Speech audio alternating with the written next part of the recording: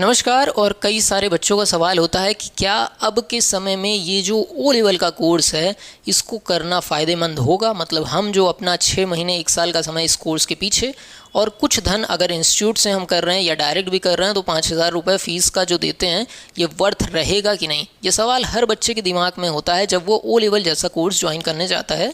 उसी का हम जवाब देंगे। और जानिएगा ये कोई बायस्ड वीडियो नहीं है, हम कोई पेड कोर्स नहीं चलाते हैं कि हम आपको प्रमोट करें कि भाई लो कोर्स ज्वाइन कर लो, ऐसा कोई नहीं। हम 1 रुपया नहीं ले रहे हैं, एकदम आपको जेन्युइन सलाह देने वाले हैं यहाँ पर। देखिए 2 तरीके के बच्चे होते हैं जो ओ लेवल का कोर्स ज्वाइन कर रहे हैं।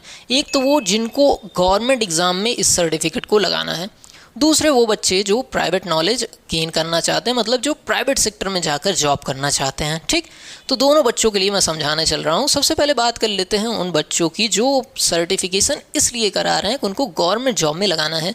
तो बच्चों देखो, आपके पास अभी के लिए तो कोई रास्ता है नहीं, आपको ये सर्टिफिकेट लेना ही लेना है क्योंकि आप जो एग्ज़ाम देने जा रहे हो उसमें ये सर्टिफिकेट मांगा गया है। सही कह रहा हूँ कि नहीं? अब एग्ज़ाम में मांगा गया है और आप नहीं किए रहोगे तो आप एलिजिबल होगे ही नहीं। तो ये सोचना बेकार ही है कि आपको ये कोर्स करना चाहिए या नहीं। अगर आप उस गवर्नमेंट एग्ज़ाम की तैयारी कर रहे हो, उसकी एलिजिबिलिटी क्राइटेरिया में ये चीज़ है या इसको करने से कुछ छूट मिल रही है, तो सोचने की ज़रूरत नहीं है, ये कोर्स आप करिए। लेकिन उन बच्चों के लिए जो गवर्नमेंट जॉब की तैयारी नहीं कर रहे हैं, नॉलेज पर्पस से ओ लेवल का कोर्स कर रहे हैं, क्या उनको ये कोर्स करना चाहिए या नहीं? ये बहुत मज़ेदार सवाल है और इसका देखिए बहुत ही तरीके से जवाब दिया जा सकता है, लेकिन हम आपको देखिए समझाते हैं, एकदम से आप समझ जाएंगे। देखिए ऐसा है कि जब आप ओ लेवल का कोर्स कर रहे हो तो आप उम्मीद करके चलते हो इसका सर्टिफिकेट हम ले लेंगे, फिर सर्टिफिकेट लेके जाएंगे किसी भी प्राइवेट एंटिटी या प्राइवेट कंपनी में और कहेंगे देखो हमने ओ लेवल किया, और वो कहेगा आइए भाई साहब नौकरी करिए। इस तरीके से ये चीज़ें वर्क नहीं करती हैं किसी भी आईटी सेक्टर में, नॉट फॉर ओ लेवल। कोई भी आपने कोर्स किया हो कंप्यूटर का तो इस तरीके से वो वर्क नहीं करता कि आप सर्टिफिकेशन पे जॉब कर लें।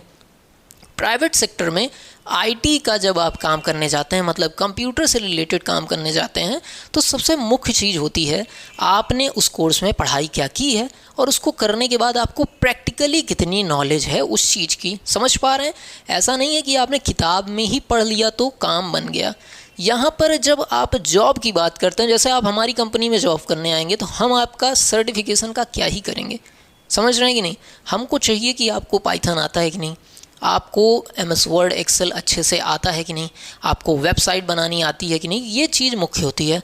तो बच्चा अगर नॉलेज के लिए पढ़ रहा है तो इस खेल में नहीं उसको फंसना है कि सर किस तरीके से पास हों। जैसे बहुत से बार मैंने खुद बताया है कि ओ लेवल का एग्ज़ाम अगर पास करना हो तो आपको सिर्फ़ और सिर्फ एमसीक्यू क्वेश्चन लगाना है, आपको पास होने से कोई नहीं रोक सकता।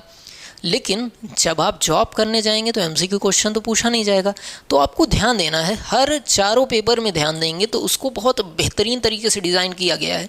जैसे पहला पेपर आप देखें तो आपको एक बेसिक नॉलेज दे देता है जो भी किसी दुकानों या कहीं पे भी छोटे बिजनेस में ज़रूरत होती है, Word Excel PowerPoint and basic knowledge of internet आपको पहले पेपर में मिल जाता है। हाँ कि नहीं? बिल्कुल जाहिर तौर पे मिल जाता है। आप ईमेल के बारे में समझते हैं, ये सारी चीज़ समझ लेते हैं। कोई बच्चा अगर दूसरा पेपर पढ़ रहा है तो HTML CSS जावा जैसी चीज़ों के साथ उसका आमना सामना होता है, फोटोशॉप वो पढ़ लेता है, तो एक अच्छी खासी जॉब वो इतने पे कर देता है। आप ओ लेवल ना पास हो, आप सिर्फ दूसरा पेपर अच्छे से पढ़े रहोगे ना तो भी आपको जॉब मिल जाएगी। लेकिन बात क्या है कि आप उसको पढ़ते हैं इन डेप्थ की नहीं। आप सोचें कि आपने कोर्स कर लिया और आपको जॉब मिल जाए सिर्फ इस बेसिस पे कि आप उसमें पास हैं, तो ओ लेवल का कोर्स आपके किसी काम का नहीं है। आपको जॉब कब मिलेगी? जब आप उसकी चीज़ों को कर पाएंगे। जैसे पाइथन बच्चे पढ़ते हैं, पाइथन का बहुत शॉर्टकट तरीका है, 1000 क्वेश्चन MCQ लगाओ, पाइथन में पास हो, रट डालो, पास हो जाओगे, कोई नहीं रोक पाएगा। लेकिन आप पाइथन की जब जॉब करने जाओगे तो वहाँ पर आपसे पूछा जाएगा कि इस चीज़ को कैसे रन करते हैं, इसकी प्रोग्राम की स्पेस कॉम्प्लेक्सिटी को हम कैसे कम कर सकते हैं, टाइम कॉम्प्लेक्सिटी को कैसे कम कर सकते हैं। और तब आप कहोगे कि सर ये तो हम पहली बार सुन रहे हैं। क्यों पहली बार सुन रहे हैं? क्योंकि हमने नॉलेज के लिए उस पढ़ाई को किया ही नहीं है, हमने सिर्फ कोर्स के लिए किया है। तो बच्चा अगर कोर्स के सर्टिफिकेशन के बेसिस पे आप जॉब करने जा रहे हो तो आप मत करिए इस कोर्स को करने के बाद भी आपको कुछ नहीं मिलेगा। कोर्स ज्वाइन किया है तो टारगेट होना चाहिए नॉलेज के ऊपर।